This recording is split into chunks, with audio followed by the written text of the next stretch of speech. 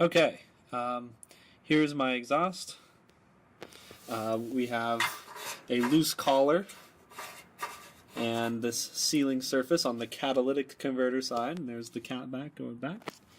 Then on this side you have a flat pipe, which is just a flat area that doesn't move and has a flange kind of welded to it. So a flat surface there, you can see where the black is kind of leaking through, and then a loose side with a sealing surface. Then you have these two gaskets, new, old.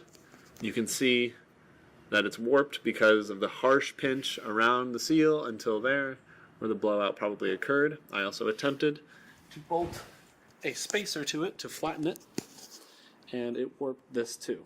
And so you can see that moving back and forth because it was warped. Now it's not straight.